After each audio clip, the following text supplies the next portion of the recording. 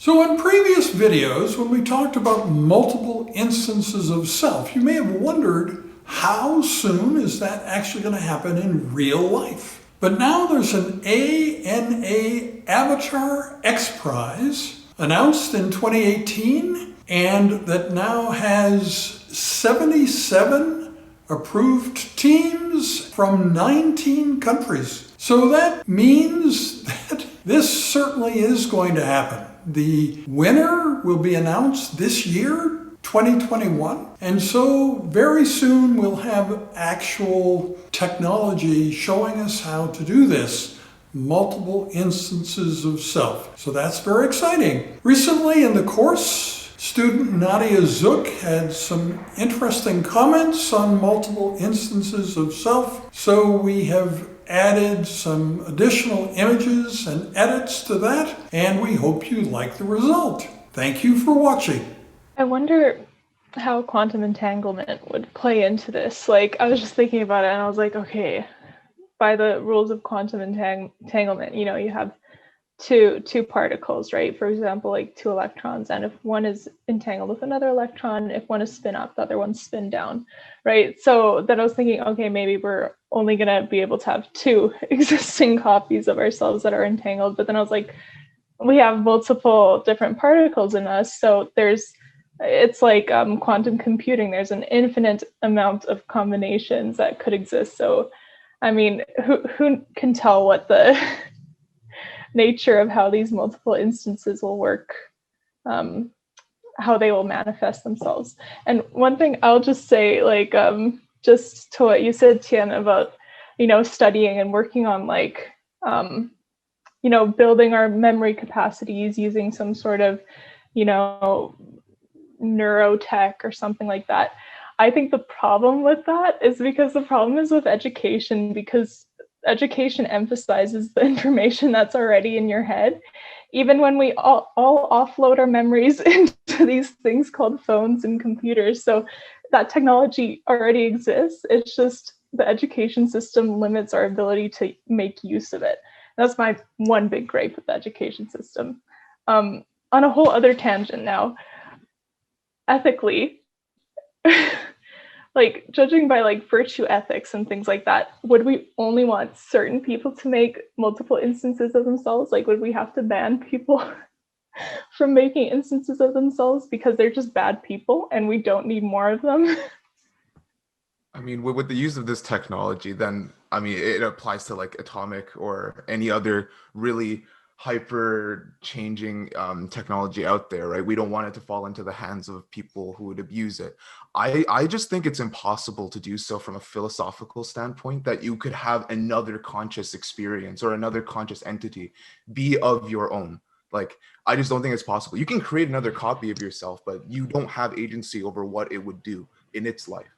So if you, let's say, cloned Hitler, but this Hitler was good at art and went to art school, then hey, look at that. You have a really good artist now, right? Like, you can't, I just don't believe you can make multiple instances of yourself in the way of expanding or adding on to your conscious experience.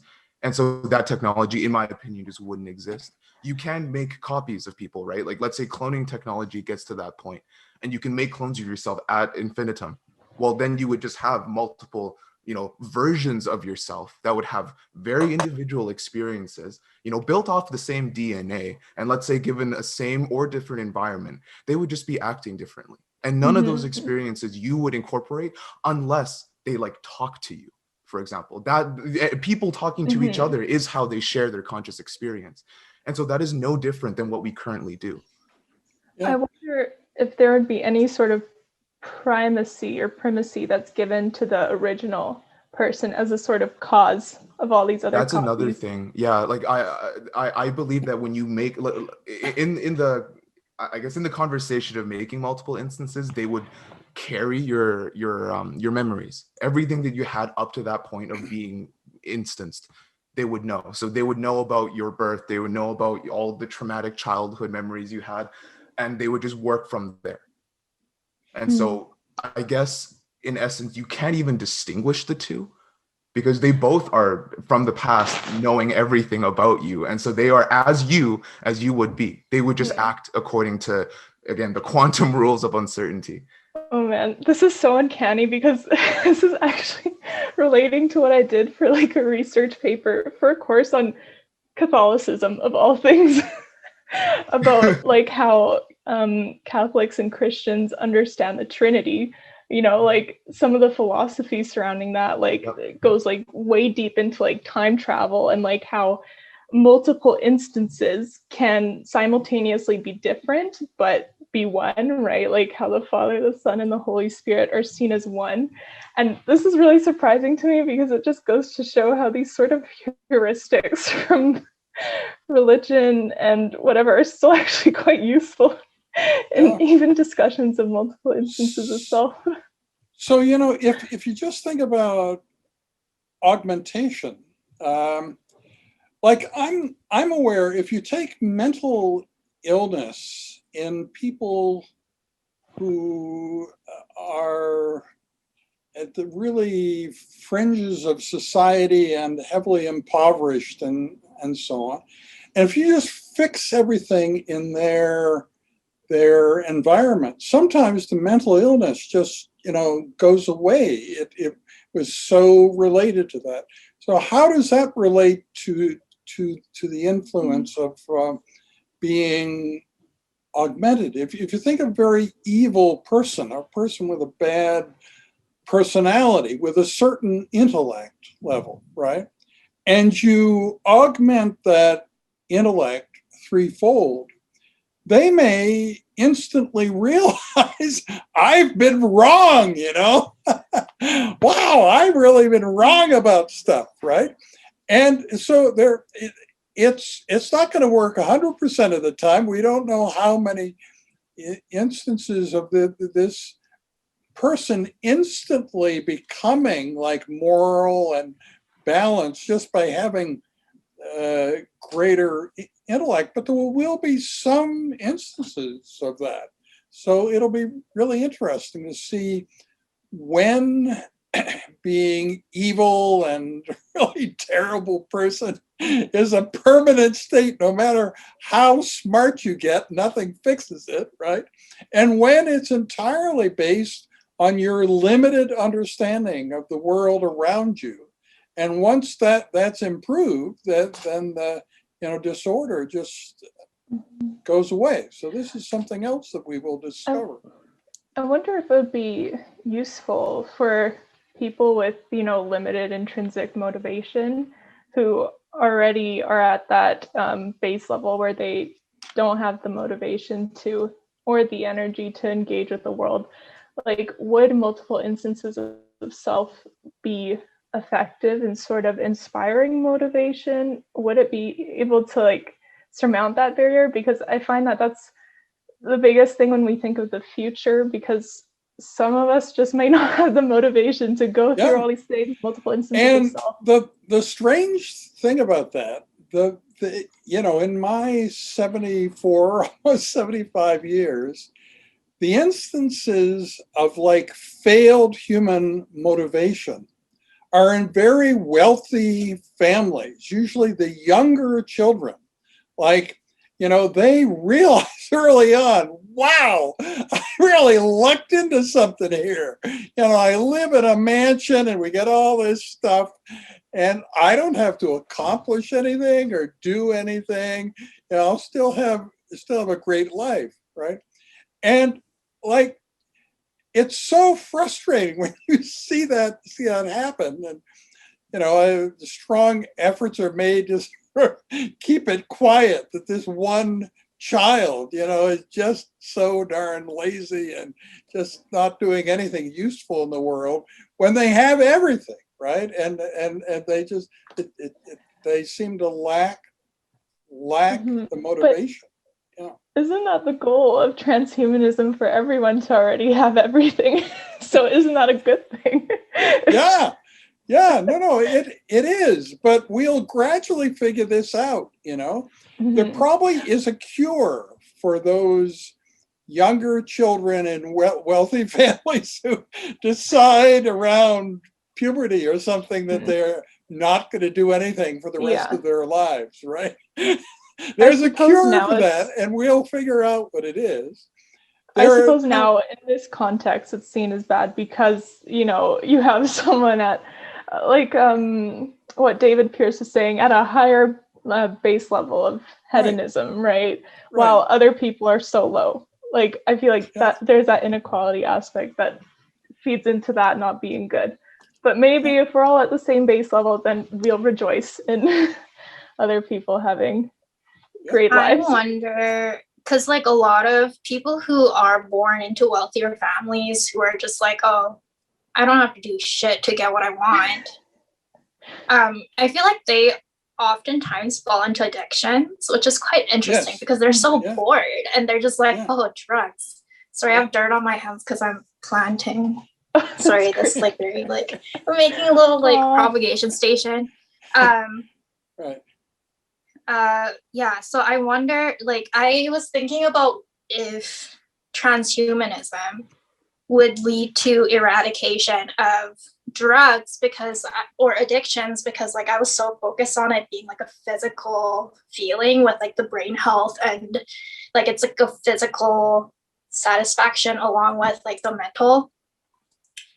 But yeah, I wonder if like with like mind uploading and like with other beings being able to like perform the same duties and stuff like that, like I wonder if that's going to lead to more addictions maybe. And like maybe we'll have, with like development of like new technology, like maybe we'll have like more sustainable ways where people can like be addicts. Like right now, like a lot of IV users, they're like one of my clients doesn't have any veins anymore that's alive or like considered alive, where they can like inject, because like their veins have like just completely died from like the drug use. So I wonder if like technology is going to be somehow utilized that way. And it kind of makes me like concerned, but also really nice, because that means like doctors will continue to have jobs. I mean, oh, sorry. Oh no. I like, just to really like quickly go back onto our alternative selves, like metaphysics, which is like the focus part of my like philosophy degree focus is in metaphysics. And it would say that if you like the same clone with like the same historical like experiences or like history is like standing next to you, then you're at a different temporal, like the space isn't the same, so like you're a different person. But then I wonder if that's gonna be applied the same if we no longer have bodies. Like how would we calculate the space and time that we exist? And then it's like a whole new existential crisis to dive into. Yeah. And people describe having a dial where you can dial up whatever feelings and sensations you want, but it's much wider than what we could ever experience now. Like there'll be whole new, emotional states that nobody's able to access now that will be possible then, and maybe unlimited, so it is kind of hard to figure out how will that turn out in the end then, So yeah, I was also thinking like these are just like my random before going to bed time like brain rush thoughts.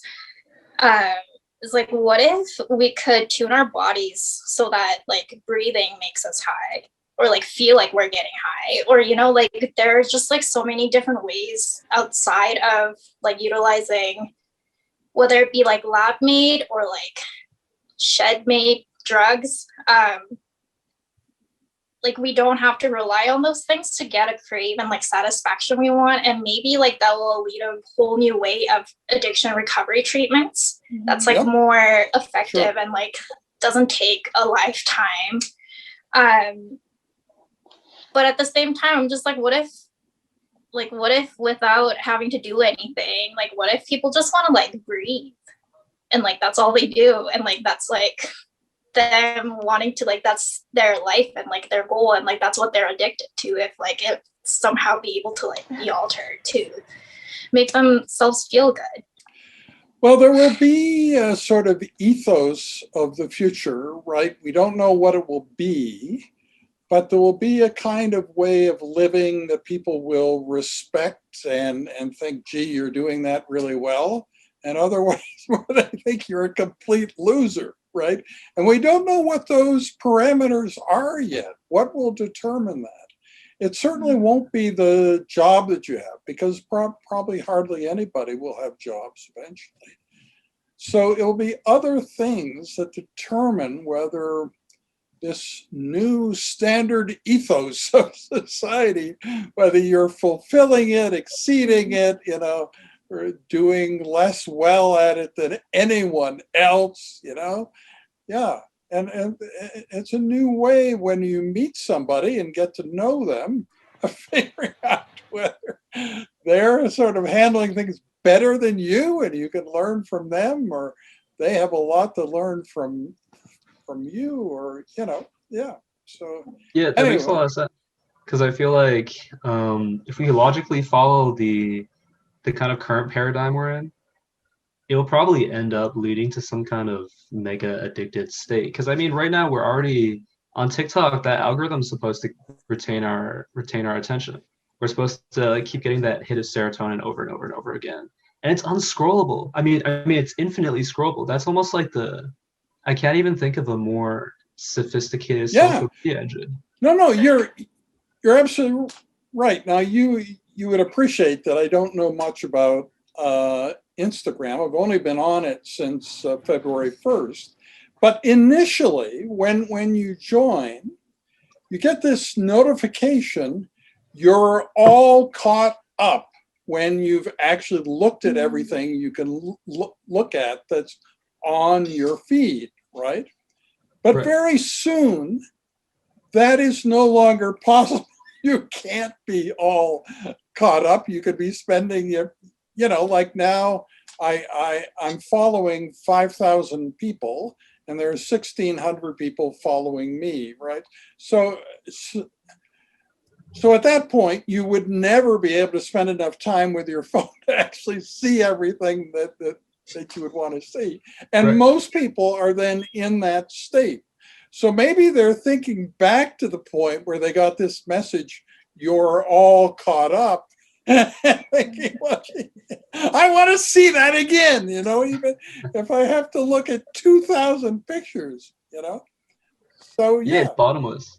Yeah. Well, one thing I'd say is, are there healthier addictions than others? Is it healthy to replace a heroin addiction with perhaps some, a virtual reality addiction where you're, engaging and living in a VR?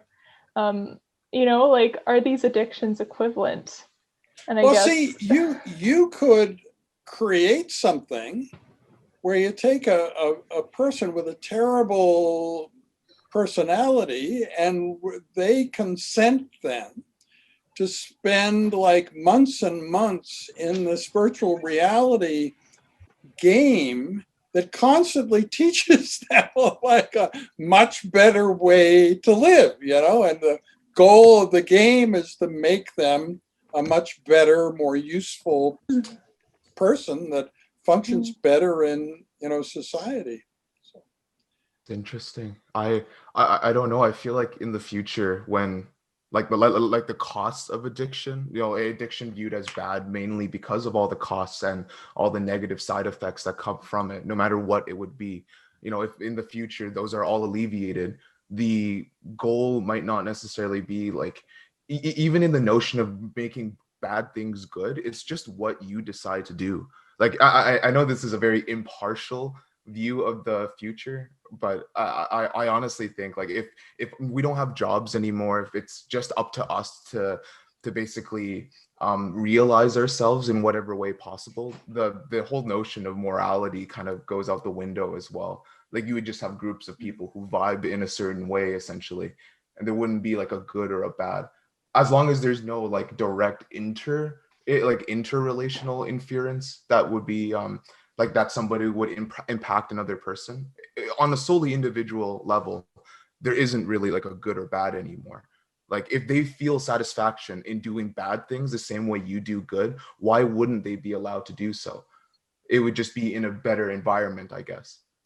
But you could create the sort of world you're talking about. You could create another world where the rewards for being good are much greater than they are now, and the penalties for being bad are much worse, right? So you're kind of shaping people into these in a certain definition of what's moral. You're making them much more moral than people are today, because that's simply how the system works.